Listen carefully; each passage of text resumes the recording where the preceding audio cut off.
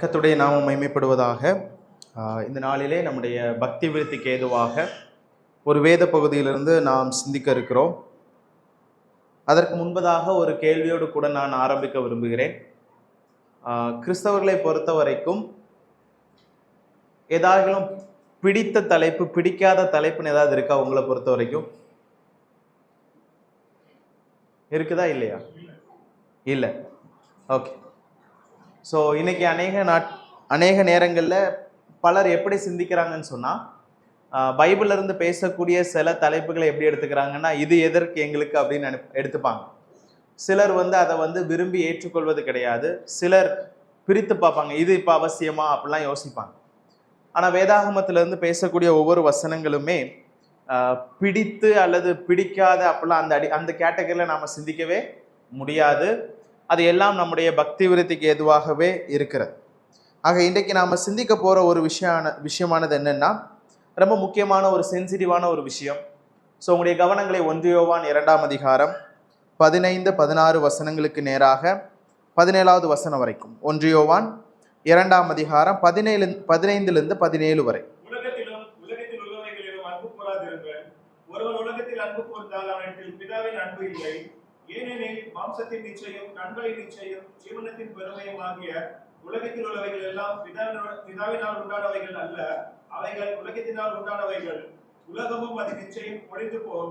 தேவனுடைய சித்தத்தின்படி செய்கிறவனோ என்றென்றைக்கும் நிலைத்திருப்பான்.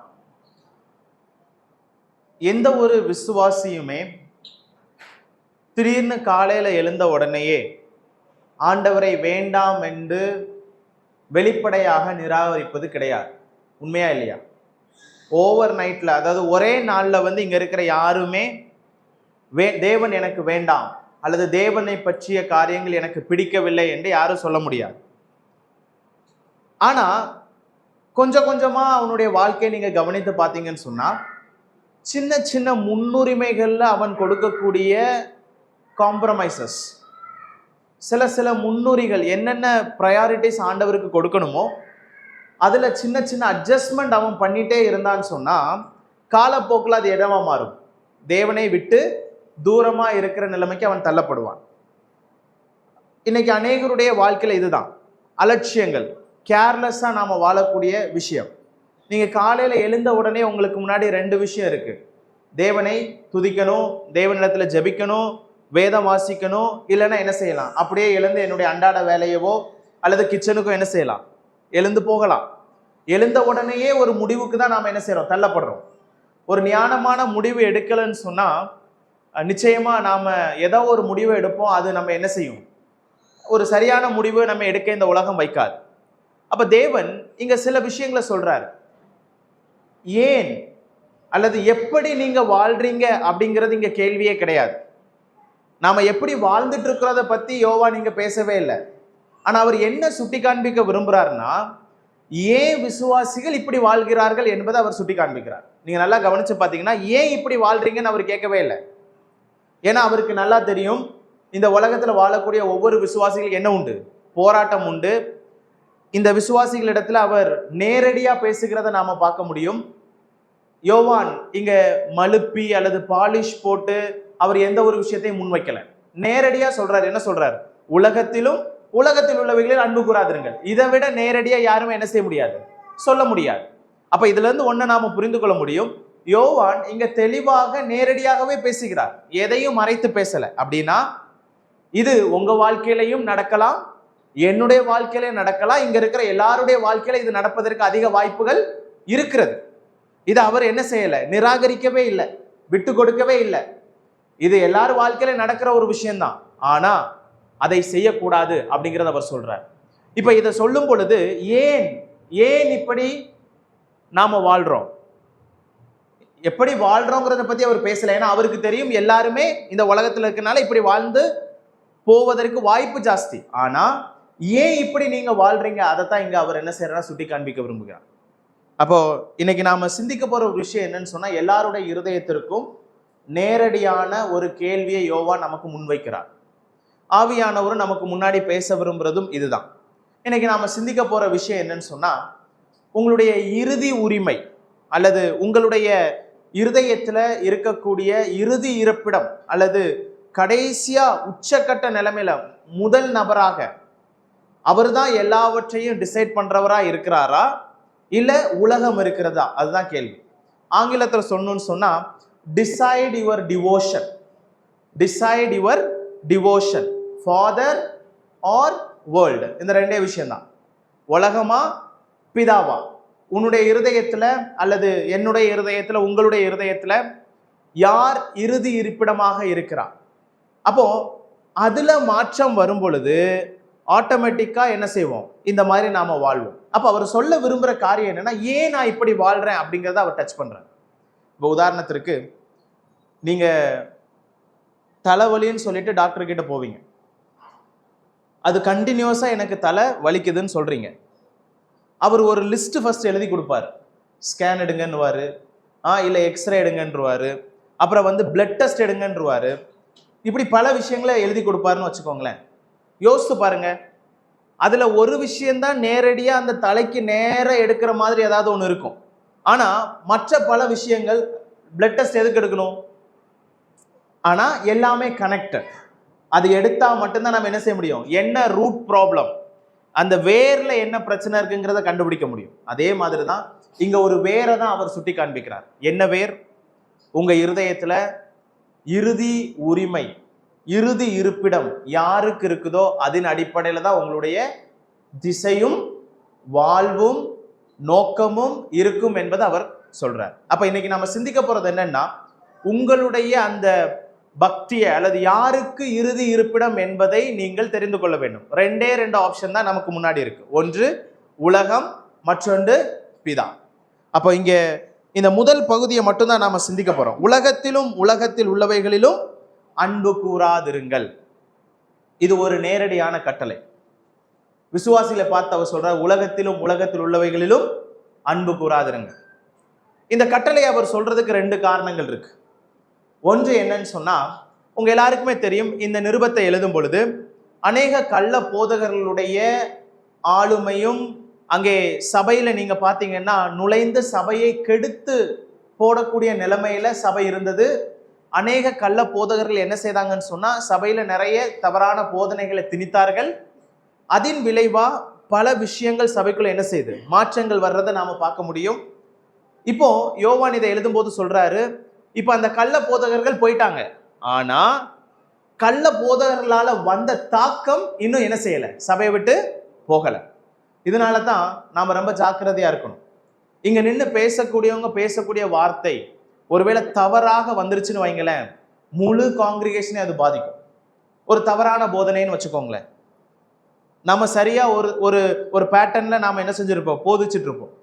திடீர்னு யாராவது தவறான விதத்துல அதற்கு எதிர்மறையாவோ அறிந்தோ அறியாமலோ பேசினாங்கன்னு சொன்னா அது முழு கூட்டத்தையும் பாதிக்கும். அதே மாதிரிதான் இங்க கள்ள போதகர்கள் சபையில இருக்கும் பொழுது செய்த, சொல்லி கொடுத்த, எதிர்த்து பேசின பல விஷயங்கள் சபையில அநேகர் மத்தியில தாக்கத்தை ஏற்படுத்தினது. அதுல ஒரு விஷயம்தான் இந்த விஷயம். அவங்கள பொறுத்த வரைக்கும் அவங்க என்ன சொன்னாங்கன்னு சொன்னா, ஞானவாதிகள் அப்படின்னு ஒரு கூட்டம் இருந்துச்சு, நாஸ்டிக்ஸ். இந்த ஞானவாதிகள் என்ன செய்வாங்கன்னா, இரட்டைவாதம் அல்லது டுவலிசம் அப்படின்னு சொல்லக்கூடிய கான்செப்டை பின்பற்றினாங்க. அதாவது ஆவி பரிசுத்தமானது, சரீரம் அசுத்தமானது. இதனால அவங்க எந்த எக்ஸ்ட்ரீமுக்கு போனாங்கன்னா, இயேசு கிறிஸ்துவானவர் மாம்சத்துல வந்ததை அவங்க ஏற்றுக்கொள்ளவே இல்லை. ஏன்? எப்படி பரிசுத்தம் உள்ளவர் அசுத்தமான இந்த மாம்சத்தை என்ன செய்ய முடியும்? தெரிந்தெடுக்க முடியும் அப்படிங்கிறது அவங்களுடைய கேள்வி. அதே மாதிரி பல போதனைகளை முன்வைத்தாங்க. அதுல ஒரு போதனை என்னன்னு சொன்னா, நீ எப்படி வேணாலும் இந்த உலகத்துல வாழு, உன்னுடைய ஆவிக்குரிய வாழ்க்கையில எந்த பங்கமும் வராது. இது உண்மையா? நான் எப்படி வேணாலும் வாழலாமா இந்த உலகத்துல? இல்ல. இப்படி ஒரு போதனையை யாராவது வந்து ஆதாரபூர்வமா போதித்தா நமக்கெல்லாம் சந்தோஷமா இருக்கும் தானே? இருக்குமா இல்லையா? நிச்சயமா இருக்கும். ஏன்னா நாம பாதி நாள் உலகத்துல தான் இருக்கிறோம். உலகத்துல இருந்து வரக்கூடிய தாக்கங்கள் நமக்கு அதிகமாவே இருக்கு. அப்போ எப்படி வேணாலும் வாழு, ஆனா ஆவின்னு வரும்போது அது பரிசுத்தமானது, அதுக்கு எந்த குறைச்சலும் வராதுன்னு போதிக்கும் போது அங்க என்ன உண்டாயிற்று? குழப்பம் உண்டாயிற்று. அப்ப இந்த ஞானவாதிகளை எதிர்த்து அவர் சில விஷயத்த சொல்றார். அவர் நேரடியா சொல்றார். அப்போஸ்தலர் நேரடியா சொல்றது என்னன்னா, உலகத்திலும் உலகத்தில் உள்ளவைகளிலும் அன்பு கூறாதிருங்கள். மீனிங் நீ எப்படி வேணாலும் வாழ்ந்துட்டு ஆண்டவரை பிரியப்படுத்தணும் மட்டும் நினைக்காத, முடியாது. அது சாத்தியமே கிடையாது. உன்னுடைய இருதயத்துல, உன்னுடைய வாழ்க்கையில இறுதி இருப்பிடம், அல்லது அது ஆங்கிலத்துல சொல்லுவாங்க அல்டிமேட் அலீஜியன்ஸ் அப்படின்னு சொல்லுவாங்க. அப்படின்னா இறுதி உரிமை. என் இருதயத்துல ராஜாவாக, முன்னுரிமை மிக்கவராக, என்னுடைய வாழ்க்கைய, என்னுடைய திசைய, என்னுடைய எல்லாவற்றையும் கட்டுப்படுத்தக்கூடியவர் ஒருவராக மட்டும்தான் இருக்கணும். அது யார்? தேவன். உலகம் கிடையாது. அப்போ ஆக இங்க அவர் சொல்லக்கூடிய விஷயம், உலகத்திலும் உலகத்தில் உள்ளவைகளிலும் அன்பு கூறாதிருங்க. இதை சொல்லக்கூடிய விதத்தை நீங்க பாத்தீங்கன்னா, அவர் சொல்லக்கூடியதை நீங்க பாருங்க, உலகத்திலும் உலகத்தில் உள்ளவைகளும் அன்பு கூறாதிருங்க. இது ஒரு நிகழ்கால தொடர்லயே அவர் சொல்றார். அப்படின்னா ரெண்டு விஷயத்தை நாம புரிந்து கொள்ளணும். ஒன்று, இங்க இருக்கிற யாராவது, யோவான் அங்க சபையை பார்த்து சொல்றார், சபையில இருக்கக்கூடிய யாராவது உலகத்துல நேசம் வச்சு வாழ்ந்துட்டு இருந்தீங்கன்னா என்ன செய்யுங்க, உடனடியா நிறுத்துங்க அப்படின்ற. சாரி, உடனடியா நிறுத்துங்கன்னு சொல்றார். இன்னொன்னு என்னன்னு சொன்னா, உடனடியா நிறுத்துங்க மட்டும் அதனுடைய அர்த்தம் கிடையாது. மற்றொரு அர்த்தம் என்னன்னு சொன்னா, இப்படி நீங்க தொடர்ச்சியா அன்பு கூறாம இருந்தாதான் ஜெயிக்க முடியும். அன்பு கூர்ந்துட்டே இருந்தீங்கன்னா அது காலப்போக்கில் என்னவா மாறும்? உங்களுடைய வழக்கமாக, பழக்கமாக, ஹேபிச்சுவல் லைஃபா மாறிடும். இந்த விஷயத்துக்கு நீங்க போயிட்டீங்கன்னு சொன்னா உங்களால என்ன செய்ய முடியாது, திரும்பி வருவதற்கு பல முயற்சி செய்தாலும் வருவது கடினம். அப்ப அவர் என்ன சொல்றாரு, இப்ப நீங்க யாராவது உலகத்தின் மேல அதிக வாஞ்சையோட வாழ்ந்துட்டு இருந்தீங்கன்னு சொன்னா தயவு செய்து உடனடியா நிறுத்திடுங்க. ஏன்னா கொஞ்ச நாளுக்கு அப்புறம் அது உங்களுடைய வாழ்க்கையினுடைய வழக்கமாகவே மாறிவிடும். நீங்க விரும்பினாலும் விரும்பாவிட்டாலும் அது உங்களை என்ன செய்யும், உலகத்தின் அடிப்படையில மாற்றிவிடும். ஆக உடனடியா நிறுத்துங்க அப்படின்னு சொல்றார். இதே அர்த்தத்துல தான் ரோமர் 12ஆம் அதிகாரத்துல பவுலும் நமக்கு எச்சரிப்பு கொடுக்கிறார். பவுல் சொல்லக்கூடிய விஷயம் என்ன அப்படின்னு பாத்தீங்கன்னா, ரோமர் 12ஆம் அதிகாரம் அதனுடைய 2வது வசனத்துல இப்படியாக ஒரு வசனத்தை வாசிக்கிறோம். நீங்கள் இந்த பிரபஞ்சத்திற்கு ஒத்த வேஷம் தெரியாமல் அப்படின்னு பார்க்கிறோம். இந்த பிரபஞ்சத்திற்கு ஒத்த வேஷம் தெரியாமல் அப்படின்னு அவர் என்ன சொல்றாரு, இந்த உலகம் நம்மளை என்ன செய்யுமா, நித்தமும் அழுத்தி கொண்டே இருக்கும்.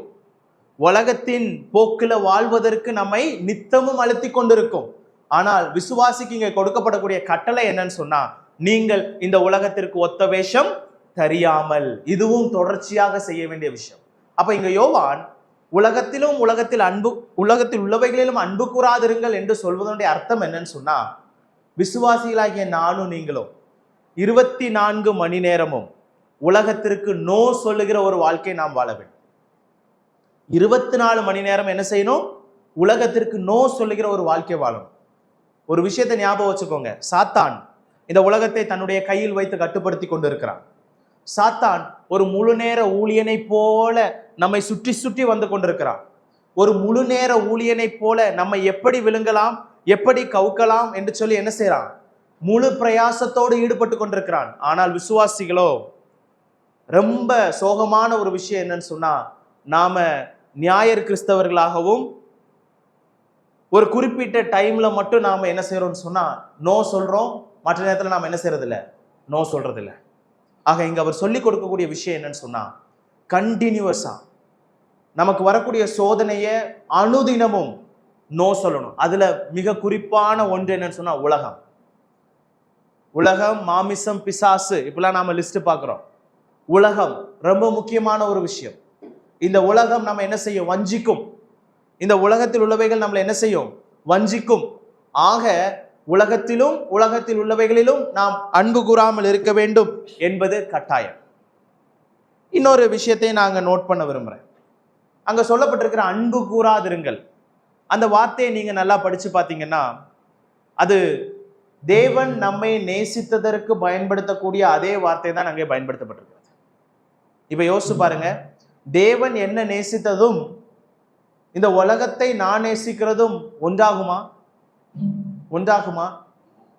நியாயமா பார்த்தா அது ஒன்றாக வராதுன்னு வாய் வடிவில் நாம சொல்லிடுவோம். ஆனா எழுத்தாளர் அங்க என்ன பயன்படுத்துறாருன்னு சொன்னா, நீ தேவனை நேசிக்காமல், தேவனை மதிக்காமல், தேவனை இறுதி உரிமை உடையவராக உன்னுடைய வாழ்க்கையில் வைக்காமல் வாழ்வே என்று சொன்னால் வாழ்வாய் என்று சொன்னால் நீ என்ன செய்யற தெரியுமா அப்படின்ற அவர் சொல்றாரு. என்ன செய்யறாருன்னா, என்ன நேசிக்கிற மாதிரி நீ அதை நேசிக்கிறன்னு தான் சொல்றாரு. ஏன்னா இந்த வேதத்துல மற்றவர்களை நேசிக்கவும் தேவனை நேசிப்பதற்கும் அகாப்பே என்கிற வார்த்தை தான் பயன்படுத்தப்பட்டிருக்கிறது. இங்க நெகட்டிவ் சென்ஸ்ல கூட உலகத்திலும் உலகத்தில் உள்ளவைகளிலும் அன்பு கூறாதிருங்கள் அப்படிங்கிற வார்த்தைக்கு எதுதான் வருது? அதே அன்பை தான் அவர் பயன்படுத்துறார். கொஞ்சம் யோசிச்சு பாருங்க. நாம தேவனுக்கு கொடுக்கிற அன்பை காட்டிலும் சில நேரத்தில் இந்த உலகத்துக்கு கொடுக்க முடியுமா முடியாதா? முடியுது. நம்முடைய தீர்மானங்கள்ல அதை நாம பார்க்க முடியும். நம்முடைய செயல்பாடுகள்ல நீங்க பார்க்க முடியும். அன்றாட வாழ்க்கையில காலையில எழுந்த உடனே, ஆண்டவரே நான் சாப்பிட்றனோ இல்லையோ எனக்கு ஆவிக்குரிய உணவு தான் முக்கியம், காரணம் நான் உங்களை நேசிக்கிறேன்னு சொல்லிட்டு தீர்மானம் எடுத்து வாழ்றதும் ஒரு பக்கம். ஆனா என்ன ஆனாலும் பரவாயில்ல, நான் வேலைக்கு போகலைன்னா யாரு சாப்பாடு கொடுப்பா அப்படின்னு நினைச்சு வாழ்றது இன்னொரு பக்கம். நான் இது இல்லைன்னு சொல்ல மாட்டேன், ஆனா நான் என்னுடைய கவனம் ஃபுல்லா என்னன்னு சொன்னா, இதை விட எது முக்கியம்? தேவனும் தேவனுக்கு அடுத்த செயல்களும் முக்கியம், தேவனுக்குரிய காரியங்கள் முக்கியம். ஆக இங்கே நாம் கற்றுக்கொள்ள வேண்டிய ஒரு விஷயம் என்னன்னு சொன்னா, ஒரு நாள் நீங்க நோ சொன்னா போதாது, அனுதினமும் நோ சொல்லணும்.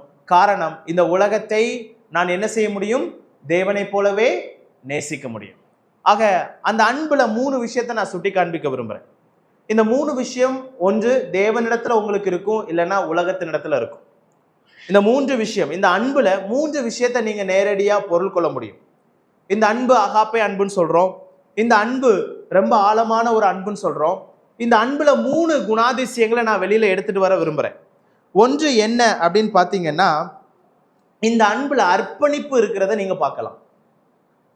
இந்த அன்புல அர்ப்பணிப்பு, அதாவது கமிட்மெண்ட் இருக்கிறத நீங்க பார்க்கலாம். உதாரணத்திற்கு யோவான் 3:16 நாம் அடிக்கடி தியானிப்போம். தேவன் தம்முடைய ஒரே பேரான குமாரனை விசுவாசிக்கிறவன் எவனோ அவன் கெட்டு போகாமல் நித்திய ஜீவனை அடையும்படிக்கு அவரை தந்தருளி இவ்வளவாய் உலகத்தில் அன்பு கூர்ந்தார். இந்த அன்புல அர்ப்பணம் இருக்குதா இல்லையா? இருக்குதா இல்லையா? என்னை நேசிப்பதற்காக அவர் தன்னுடைய குமாரனையே நமக்காக என்ன செய்றார்? கொடுக்கிற அந்த அர்ப்பணிப்பை நீங்க கொஞ்சம் யோசிச்சு பாருங்க. இப்ப யோசிச்சு பாருங்க, உலகத்தில் அன்பு கூர்ந்தார், இவ்வளவாய் உலகத்தில் அன்பு கூர்ந்தார், என் மீது இவ்வளவாய் அன்பு கூர்ந்திருக்கிறார். அப்போ இப்ப கேள்வி என்னன்னா, இதே அர்ப்பணத்தை நான் யாருக்கு திருப்பி கொடுக்கணும்? தேவனுக்கு நான் கொடுக்கணும். ஏன்னா என்னை நேசித்து தன்னுடைய அர்ப்பணத்தை அவர் எனக்கு வெளிப்படுத்தி இருக்கிறார். எப்படி? குமாரனையே கொடுத்து அதை வெளிப்படுத்தி இருக்கிறார். அப்போ என் பக்கத்திலிருந்து திரும்பி நான் அவருக்கு எப்படிப்பட்ட அன்பு கொடுக்கணும்? இதே அர்ப்பணமிக்க அன்பு தானே கொடுக்கணும். ஆனா அந்த அர்ப்பணம் சில நேரத்துல உலகத்தின் மீதும் உலகத்தில் உள்ளவைகளையும் நமக்கு அதிகமாக இருக்கிறது. நிறைய நேரங்கள்ல நாம என்ன செய்றோம்? கமிட்மெண்ட் இருக்கு பிரதர், எனக்கு இன்னைக்கு கமிட்மெண்ட் இருக்கு, அதனால நான் என்ன செய்ய மாட்டேன், சர்ச்சுக்கு வர முடியல. கமிட்மெண்ட் இருக்கு. இப்ப நல்லா யோசிச்சு பாருங்க, இதே அர்ப்பணத்தை தேவன் எங்க கொடுக்கணும்னு விரும்புறாரு? அவருக்கு கொடுக்கணும்னு விரும்புறாரு. ஏன்னா அவர் என்னை அப்படித்தான் நேசித்தார். தன்னுடைய வாயிலேயே அவர் என்ன செய்யல, நம்ம வானிலை சொல்லணும் சொன்னா வாயிலேயே வடை சுடல. அவர் சும்மா சொல்லல, நான் உங்களை நேசிக்கிறேன் பிரதர். இன்னைக்கு நிறைய பேர் சொல்லுவாங்க, ப்ரேயர் பண்றேன் பிரதர் உங்களுக்காக. உண்மையா ப்ரேயர் பண்றாங்க கேட்டா கேள்விக்குறிதான். சரி, அப்படியாவது சொல்றாங்களேன்னு சந்தோஷப்பட்டு மனசை தேத்திக்கலாம். ஒரு சிலர் என்ன சொன்னாலும், நான் சில இடங்களுக்கு போயிருக்கேன், சகோதரன் வந்து இப்போ ப்ரேயர் பண்ணும்போது இங்க சொன்ன அறிவிப்பு எல்லாத்துக்காக என்ன செய்தாங்க, சொல்லி ப்ரேயர் பண்ணாங்க. ஒரு சில இடத்துல அந்த எந்த பாட்டுக்காகவுமே ஜெபம் பண்ண மாட்டாங்க. டைரக்டா எதுக்கு தெரியுமா ஜெபம் பண்ணுவாங்க? மெசேஜ். வீட்லயாவது அப்ப ப்ரேயர் பண்ணுவாங்களான்னு பார்த்தா அது எனக்கு தெரியாது. நான் ஜட்ஜ்மெண்டலாக விரும்பல. நான் சில இடத்துல சொல்லவும் செஞ்சேன், அட்லீஸ்ட் அந்த நேரத்திலேயாவது என்ன செய்யுங்க, ஜெபம் பண்ணுவோம். இந்த அர்ப்பணம் நமக்கு இருக்கிறதா? இந்த அன்புல அர்ப்பணம் இருக்கிறது, கமிட்மெண்ட் இருக்கு. இந்த கமிட்மெண்ட் ஒன்று தேவன் மேல இருக்கும், இல்லைன்னா உலகத்துக்கு மேல இருக்கும். இப்போ உங்களுடைய அர்ப்பணம், உங்களுடைய அர்ப்பணிப்பு எதன் மேல் இருந்து கொண்டு இருக்கிறது என்பதை நீங்க என்ன செய்யணும்? இப்போ நிதானித்து பார்க்கணும். இங்க யோவான் சொல்றாரு, உலகத்திலும் உலகத்தில் உள்ளவைகளிலும் அன்பு கூறாதிருங்கள். இன்னொரு விதமா சொல்லணும்னு சொன்னா, உலகத்திலும் உலகத்தில் உள்ளவைகளிலும் அர்ப்பணம் கொடுக்காதவர்களா இருங்கள். கமிட்மெண்டோட இருக்காதீங்க உலகத்தின் மீது, அதுல எந்த பிரயோஜனமும் இல்லை. அடுத்த பகுதி சொல்றாரு, உலகத்திலும் உலகத்தில் உள்ள எல்லா இச்சை என்ன செய்யும்? ஒளிந்து போகும் ஒரு நாள். தேவ சித்தத்தின்படி செய்பவனே நிலைத்திருப்பான். உங்களுக்கே தெரியும், சில நேரத்துல பதில் உங்களுக்கே தெரியும். சில மாணவர்கள், குறிப்பா ஒரு மாணவன் என்னிடத்துல வந்து, சார் இந்த மாதிரி எனக்கு ஒரு சந்தேகம், என்னால ஆவிக்குரிய வாழ்க்கையில முன்னேறவே முடியல. அப்ப நான் சொன்னேன், என்ன பிரச்சனை சொல்லு. அவன் பிரச்சனையை சொன்னான் ஃபுல்லா. சொல்லி முடிச்ச உடனே நான் ஆன்சர் கொடுக்கறதுக்கு முன்னாடி அவனே ஆன்சரையும் சொல்லிட்டான். அதுக்கப்புறம் லாஸ்டா சொல்றான், ஆன்சர் இதுன்னு எனக்கு நல்லா தெரியும், ஆனா என்னால செய்ய முடியல. ஆன்சர் இதுன்னு எனக்கு நல்லா தெரியும், ஆனா என்னால செய்ய முடியல. அப்ப எத்தனை நாள் இப்படியே இருக்க போற? பதிலும் அவனுக்கு ஆன்சர் தெரியுது, கேள்வி அவனோடது, பதில் அட்லீஸ்ட் நானாவது கொடுக்கறதுக்கு என்ன செஞ்சிருக்கணும், அலோவ் பண்ணியிருக்கணும். என்னையும் கொடுக்க விடல, அதையும் அவனே என்ன செய்யறான், சொல்லி முடிச்சிடறான். சொல்லி முடிச்சுட்டு அவன் சொல்ற ஸ்டேட்மெண்ட் என்னன்னா, முடியலையே. விசுவாசி எப்படி வாழணும், நம்மை குறித்து இந்த கேள்வியை கேட்கலாம்.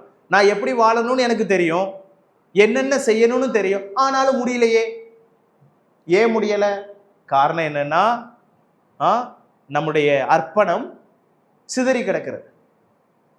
இந்த உலகத்துல நிறைய விஷயங்களை நம்முடைய அர்ப்பணம் சிதறி கிடக்கிறது. அப்போ உங்களுடைய அர்ப்பணம் எங்கே? உங்களுடைய அர்ப்பணம் எங்கே? இரண்டாவது விஷயம், இந்த அன்புல அர்ப்பணம் மட்டும் கிடையாதுங்க, லாயல்ட்டி இருக்கிறத பார்க்கலாம். உண்மைத்தன்மை.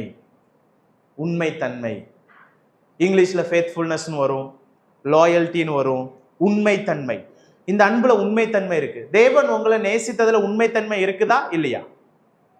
கொஞ்சம் யோசிச்சு பாருங்க. உண்மைத்தன்மை இருக்குதா இல்லையா? எப்படின்னு சொல்லவா?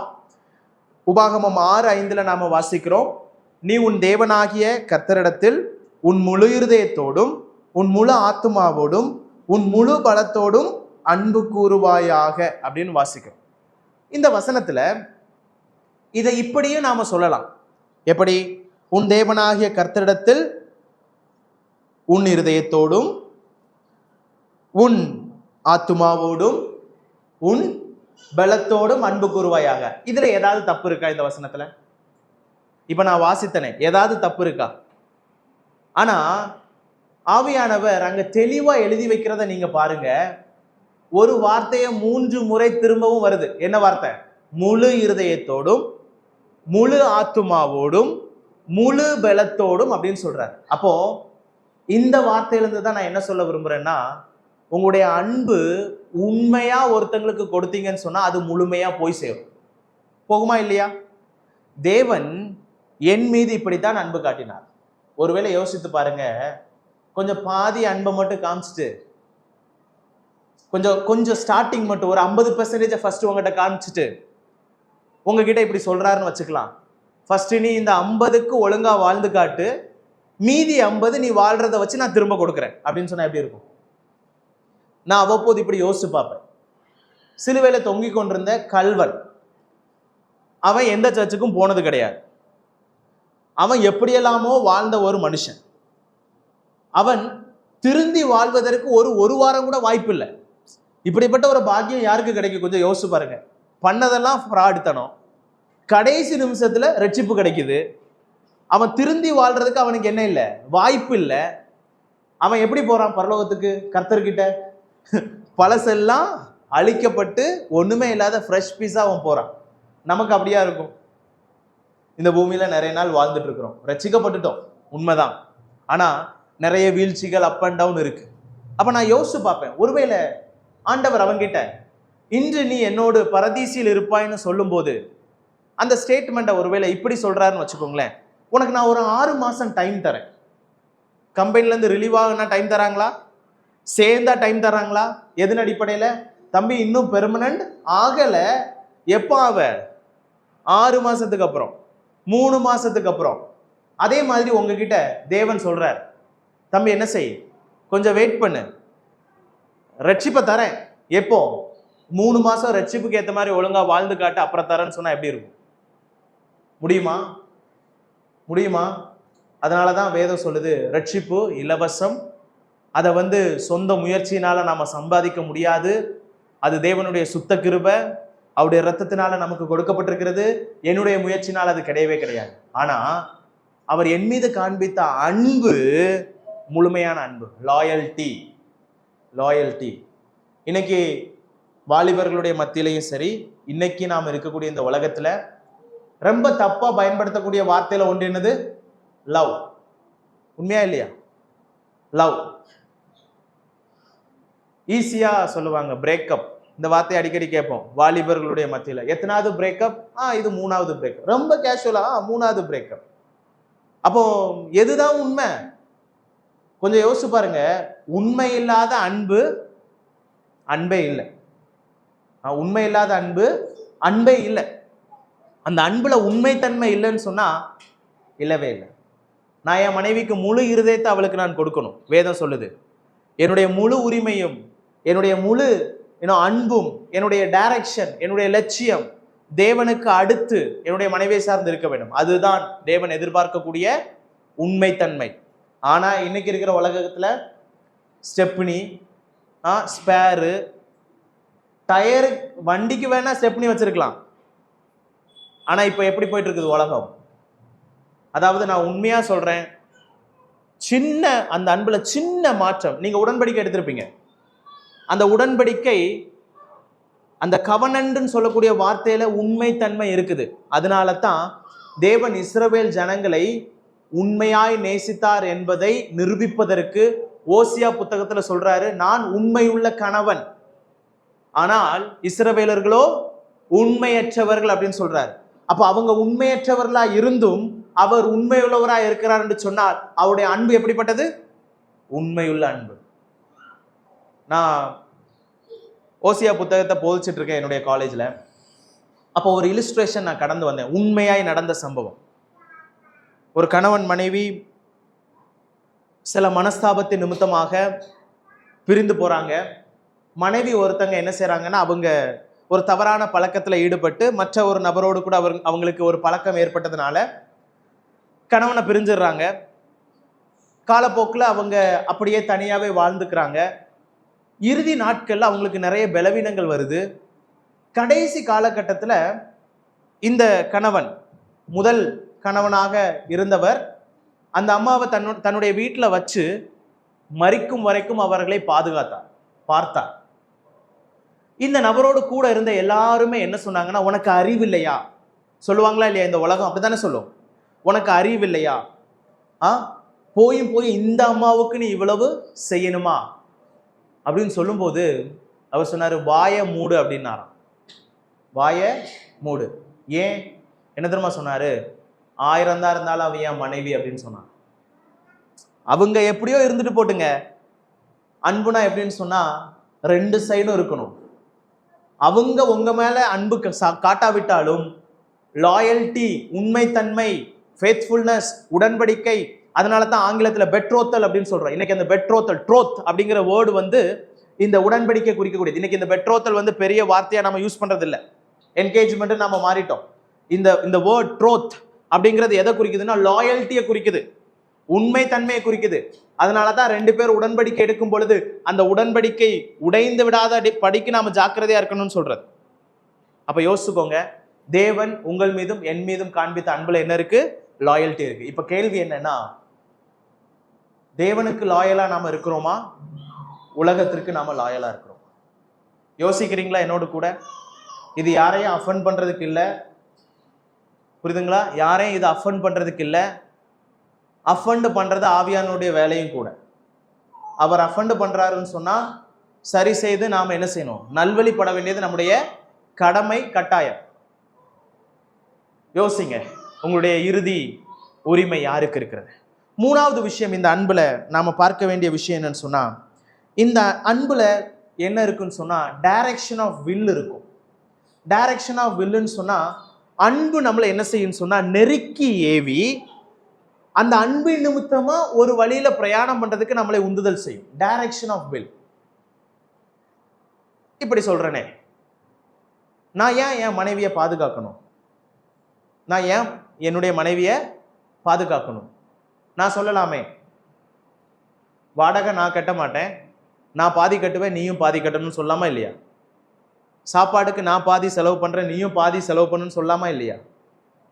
இல்ல உன்னோட வேலையை நீ பார்த்துக்கோ, என்னோட வேலையை நான் பார்த்துக்கிறேன், பட் உலகத்துக்கு நாங்க யாரு? கணவன் மனைவி. அப்படி வாழ முடியுமா? முடியாதா? ஆனா டைரக்ஷன் ஆஃப் வில். அந்த அன்பு இருக்கிறதுனால நான் என்ன செய்றேன்? அவங்களுக்காக பிரயாசப்படுறேன், குடும்பத்தை பாதுகாக்க நான் முயற்சி செய்கிறேன். என்னதான் நாங்கள் எங்களுக்கு எந்த அனுபவம் கிடைக்கல, நாங்கள் ரொம்ப கொஞ்ச நாள் தான் ஆகுது நாங்கள் திருமணமாகி, ஆனால் வாழ்க்கை எங்களுக்கு பல பாடத்தை கற்றுத்தந்து நாங்கள் என்ன செய்கிறோம்? இங்கே யாருமே ட்ரைனிங் எடுத்துட்டு நம்ம கல்யாணம் பண்ண கிடையாது. புதுசாக நாம் என்ன செய்கிறோம்? கற்றுக்குறோம் ஒவ்வொரு நாளும். அதுவும் சென்னையில் குடும்ப உதவி இல்லாமல் சப்போர்ட் இல்லாமல் வாழ்றது கொஞ்சம் கஷ்டம்தான். ஆனால் இங்கே இருக்கிற நிறைய பேர் அப்படி இருந்திருப்பீங்க. ஏன் இதை நாம் செய்கிறோம்? அன்பு. அன்பு, அந்த அன்பு என்ன செய்யும்? நம்ம ஒரு டைரக்ஷன்ல போறதுக்கு நமக்கு உதவி செய்யும். யோசுவா 24ஆம் அதிகாரத்துல நீங்க பாத்தீங்கன்னு சொன்னா, அங்கேயும் யோசுவா சொல்ற, கர்த்தரை சேவிக்கிறது உங்கள் பார்வைக்கு ஆகாததை கண்டால் பின்ன யாரை சேவிப்பீர்கள் என்று இன்று தெரிந்து கொள்ளுங்கள். நதிக்கு அப்புறத்தில் உங்கள் பிதாக்கள் சேவித்த தேவர்களை சேவிப்பீர்களோ? நீங்கள் வாசம் பண்ணுகிற தேசத்து குடிகளாகிய எமோரியரின் தேவர்களை சேவிப்பீர்களோ? நானும் என் வீட்டாரும் அவண்டால் கர்த்தரையே சேவிப்போம். யோசிச்சு பாருங்க, இஸ்ரவேல் மக்கள்லாம் வேற வழியில போயிட்டு இருக்காங்க. ஆனா யோசுவா மட்டும் என்ன சொல்றாரு? நானும் என் வீட்டாரும் அவண்டால் கர்த்தரையே சேவிப்போம். ஏன்னா அவன் தேவனுடைய அந்த உண்மை அன்பை புரிந்திருந்தான். தேவன் தன் மீது காண்பித்த அந்த அர்ப்பணத்தை புரிந்திருந்தான். அதனால அந்த அன்பை உணர்ந்த அவன் என்ன செய்தான் சொன்னா, சரியான வழியில போவதுக்கு அவனை அதை என்ன செய்து உந்துதல் செய்தது. ஆக நீங்க யோசிக்க வேண்டிய ஒரு விஷயம் என்னன்னு சொன்னா, உங்களுக்கு எப்படிப்பட்ட ஒரு நோக்கு இருக்கிறது? உங்களுக்கு ஏதாவது பகிரப்பட்ட அன்பு வேற இடத்துல எங்கேயாவது கொடுத்துருக்கிறீங்களா? பிதாவுக்கு கொஞ்சம் உலகத்துக்கு கொஞ்சம். நாம யோசிக்கணும். இந்த அன்பு உங்களை என்ன செய்யணும்னு சொன்னா, தேவனை மட்டுமே தேடி நாடி ஓடக்கூடிய ஒரு விஷயமாக இருக்க வேண்டும். ஆக இங்கே அவர் சொல்லக்கூடிய விஷயமே, இந்த 3 விஷயத்திலிருந்து நாம கற்றுக்கொள்ளக்கூடிய விஷயம் என்னன்னா, உலகத்தில் உள்ளவைகளிலும் அன்பு கூறாதிருங்கள் என்பது எதனாலன்னு சொன்னா, உங்க இருதயத்துல அவரை தவிர வேறு ஒருவருக்கும் இடம் இருக்கக்கூடாது என்பதை அவர் சொல்லுகிறார். உங்களுக்கு அடுத்த கேள்வி வரும், உலகத்தில் உள்ளவைகள் அன்பு கூறாதீங்கன்னா பக்கத்துல இருக்கிற யார்கிட்டே பேசக்கூடாதா? யாருக்கிட்டே கை கொடுக்க கூடாதா? ஊட்டிக்கு போகக்கூடாதா? கொடைக்கானலுக்கு போகக்கூடாதா? அதெல்லாம் உலகத்துல தானே பிரதர் இருக்குது. சுத்தி பார்க்கறதே தப்பா? நீங்க தான் உலகத்தையும் நேசிக்க கூடாது, உலகத்தில் உள்ளவைகளையும் அன்பு கூறாதீங்கன்னு சொல்றீங்களே அப்படின்னு உங்களுக்கு எண்ணம் கண்டிப்பா வரும். இங்க உலகம்னு சொல்றது என்னன்னு சொன்னா, உலகத்தை 3 விதமா வேதாகமம் என்ன செய்யுதுன்னு சொன்னா பொதுவாக வியாக்கியானம் பண்ணுகிறது. முதல் உலகம் நாம பார்த்தோம், யோவான் 3:16 இவ்வளவாய் உலகத்தில் அன்பு கூர்ந்தார். அப்படின்னா பொருள் என்ன?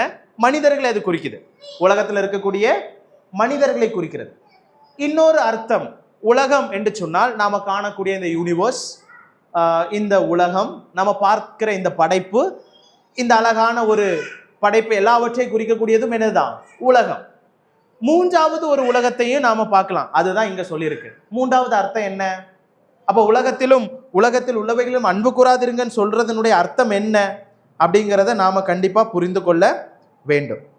உலகத்துல உள்ளதை நாம அன்பு கூறாதிருங்கன்னா அதனுடைய பொருள் என்ன அப்படின்னு கேட்டீங்கன்னா, 3 விஷயங்களை நான் சுட்டி காண்பிக்க விரும்புகிறேன். ஸோ இங்க உலகத்தில் உள்ளவைகளிலும் அன்பு கூறாதுங்கிற அதனுடைய தெளிவான பொருள் என்ன என்று நாம் சிந்திக்கும் பொழுது, முதல் விஷயம், உலகத்தினுடைய மதிப்பீடுகளை ஏற்றுக்கொண்டு வாழக்கூடாது என்பதுதான் அதனுடைய பொருள். உலகத்தினுடைய மதிப்பீடுகளை ஏற்றுக்கொண்டு வாழக்கூடாது. அதாவது நீங்க பார்த்தீங்கன்னா, அடாப்டிங் இட்ஸ் வேல்யூஸ். உலகத்துக்குன்னு ஒரு மதிப்பு இருக்கா இல்லையா? உலகத்துக்குன்னு சில கோட்பாடுகள் இருக்கா இல்லையா? அதை நான் ஏற்று வாழக்கூடாது. நீங்க உலகத்துல தான் வேலை பார்க்குறீங்க, உலகத்துல தான் ஒரு எஜமானுக்கு கீழே என்ன செய்றீங்க? பணிபுரிகிறீங்க. வேலை செய்கிற இடத்துல நிறைய அழுத்தங்கள் வரலாம். ஆனால் மனசுல நிறுத்திக் கொள்ளுங்க, உலகத்தில் உள்ளவைகள் அன்பு கூறக்கூடாதுன்னு சொன்னா பொருள் உலகத்தினுடைய மதிப்பீடுகளை ஏற்று நாம் வாழக்கூடாது. அதனால தான் ரோமர் 12:2 வாசிக்கிறோம், நீங்கள் இந்த பிரபஞ்சத்திற்கு ஒத்த வேஷம் தெரியாமல், அதாவது உலகம் சொல்லக்கூடியவைகளை நாம் ஏற்றுக்கொண்டு வாழ்வது நம்முடைய வாழ்க்கையாக இருக்க கூடாது. ஆனா கொடுமைகள் என்னன்னு சொன்னா, அநேக விசுவாசிகள் உலகத்தார் சொல்லக்கூடிய ஆலோசனையும் உலகத்தார் கொடுக்கக்கூடிய மதிப்பீடுகளையும் அதிகமாக ஏற்றுக்கொண்டு வாழக்கூடிய சமுதாயத்தில் நாம் இருக்கிறோம். தேவன் என்னை நேசித்து என் மதிப்பீடுகளை ஏற்று வாழக்கூடியவர்களை ஆவலோடு எதிர்பார்த்து கொண்டிருக்கிறார். நான் யாருக்கு அதிக முக்கியத்துவம் கொடுக்கிறேன் என்று நாம் யோசிக்கணும். உதாரணத்திற்கு உலக மதிப்பீடுகளை ஏற்றுக்கொள்வது அப்படின்னா என்ன அப்படின்னு என்ன கேட்டீங்கன்னா, உலகம் எதை சரின்னு சொல்லுதோ அது ஒரு விசுவாசிக்கு சரி கிடையாது. உண்மையா இல்லையா? உலகம் எதை சரின்னு சொல்லுதோ அது ஒரு விசுவாசிக்கு சரி கிடையாது. உலகம் எதை முக்கியம் என்று வகையறுக்கிறதோ அது விசுவாசிக்கு முக்கியம் கிடையாது கிடையாது. உலகம் சொல்லும் வேலைக்கு போனாதான் வாழ முடியும். பைபிளும் அதுதான் சொல்லுது. வேலைக்கு போகலன்னா என்ன செய்யக்கூடாதான்? சாப்பிடாதீங்க. பட் ஆனா கர்த்தர் அப்படின்னு வரும்போது நீங்க சொல்லுங்க எது முக்கியம்? கர்த்தர் அப்படின்னு வரும்போது, ஒருவேளை இன்னைக்கு காலையில நீங்க வேலைக்கு வாங்கன்னு சொல்றாங்க, இன்னொரு பக்கம் ஆராதனைக்கும் வரணும். இந்த சூழல்ல எது முக்கியம்? இப்ப நான் உலக மதிப்பீடுகளை ஏற்றுக்கொள்வேன்னு சொன்னா நிச்சயமா என்ன செய்வேன்? அங்கதான் போகணும். ஆனா இதை நான் ஏற்றுக்கொள்ள மாட்டேன்னு சொன்னா நிச்சயமா நான் என்ன செய்வேன்னு சொன்னா தேவனை முக்கியத்துவப்படுத்தி நான் வருவேன்.